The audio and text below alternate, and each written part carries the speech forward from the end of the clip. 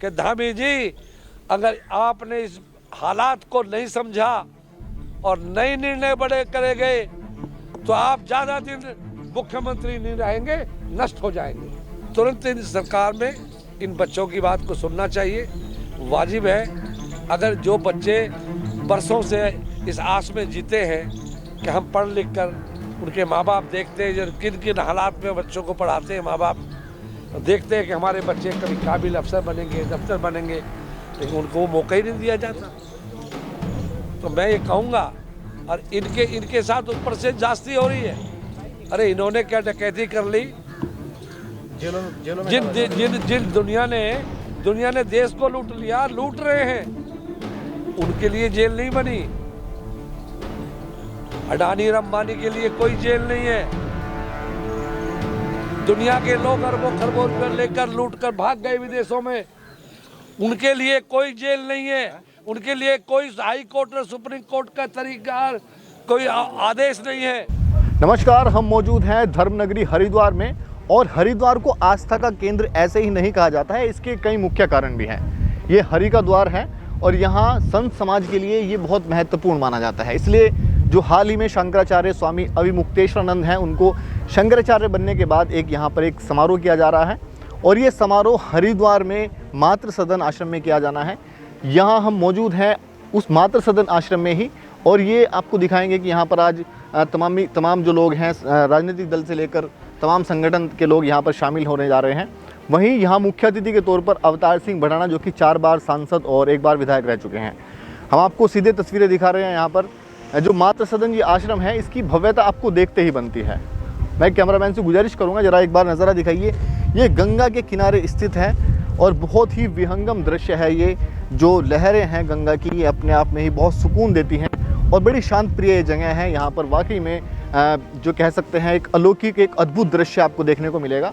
और संत समाज के लिए ये एक आदर्श जगह होती है, जहाँ पर वो ध्यान मग्न होकर अध्यात्म की तरफ अपना ध्यान लगाते हैं। वहीं अपनी एक सोच जो है सनातन के प्रति, वो उसको विकसित करते हैं।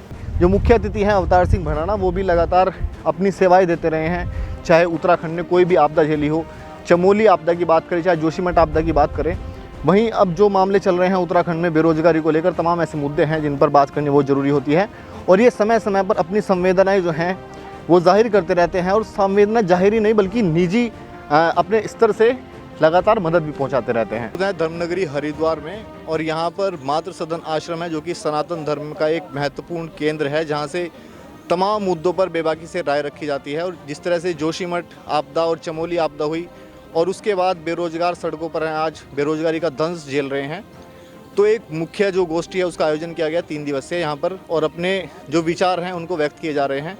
मुख्य अतिथि के तौर पर आज अंतिम दिन हमारे साथ अवतार सिंह भड़ाना, जो कि 4 बार सांसद रहे हैं और उसके बाद मीरापुर से विधायक, और अब आरएलडी में ये अभी किसानों के साथ हूँ। सारी अभी किसानों की लड़ाई लड़ते हुए इन्होंने बीजेपी छोड़ दी थी। भी सब ऑल पार्टी जी। जी, और ये किसानों के हित में डटकर आवाज़ उठाते हैं, और समय समय पर देखा गया है कि उत्तराखंड से इनको एक लगाव है, और ये लगाव किससे नहीं छिपा है। जिस तरह से चमोली आपदा में इन्होंने मदद की, और जोशीमठ में इन्होंने मदद की, और अहम मुद्दों पर ये लगातार अपनी बेबाकी से राय रखते आते हैं।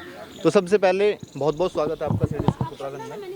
तो पहला प्रश्न ये होगा कि मातृ सदन से आपका क्या जुड़ाव है, क्या इसके बारे में कहें? देखिए, इस देवभूमि से कोई ना कोई किसी जन्म का मेरा कोई रिश्ता है। मुझे सबसे पहली बार सर्वपरंज जी महाराज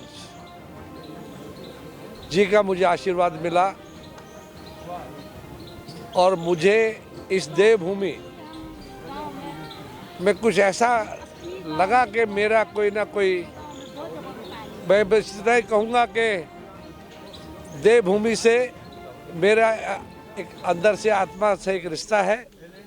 और मैं जब हरिद्वार आता हूँ, गंगा का स्नान करता हूँ, या यहाँ के लोगों से मिलता हूँ, तो सिर्फ मेरी आस्था के केंद्र समझकर ही आता हूँ, बाकी मेरा कोई इंटरेस्ट नहीं होता। मैं इस देश की और इस प्रदेश की भलाई के लिए, उन गरीबों के लिए, उन बेसहारा लोगों के लिए, चमोली में जब घटना घटी थी, तपोवन की उस घटना ने हिला के रख दिया था, तब भी मैं आया था।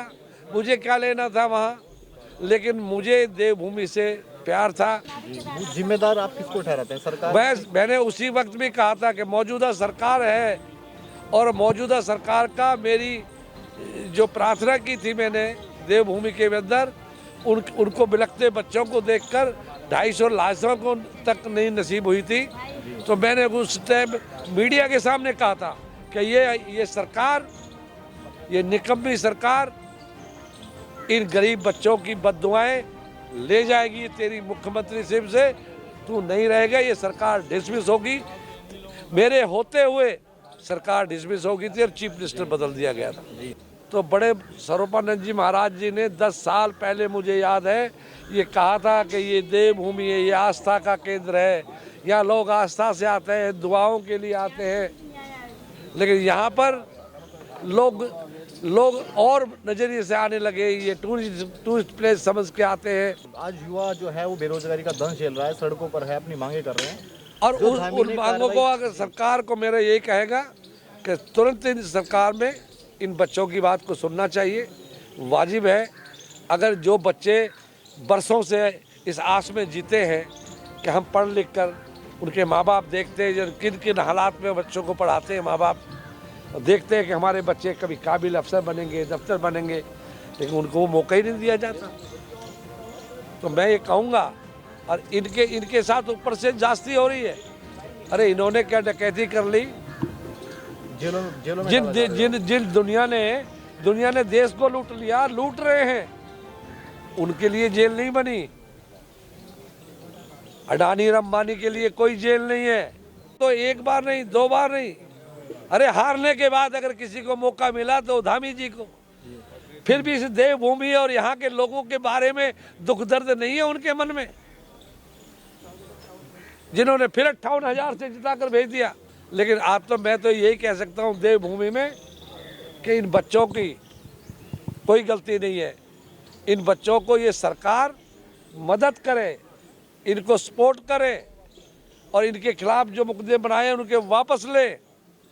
और नहीं, मैं तो ये बद्दुआ ही दे सकता हूँ कि धामी जी, अगर आपने इस हालात को नहीं समझा और नए निर्णय बड़े करे गए तो आप ज़्यादा दिन मुख्यमंत्री नहीं रहेंगे, नष्ट हो जाएंगे। बहुत बहुत शुक्रिया आपका जुड़ने के लिए, और उम्मीद करेंगे कि उत्तराखंड की देवभूमि के जो मुद्दे हैं अहम, उन पर आप लगातार आवाज़ उठाते रहेंगे। और जिस तरह आप मदद पहुंचाते हैं, चाहे वो जोशीमठ हो, चाहे चमोली आपदा हो, और उम्मीद है आप अपने इस तरह से आगे भी मदद पहुंचाते रहेंगे। आपका बहुत बहुत शुक्रिया।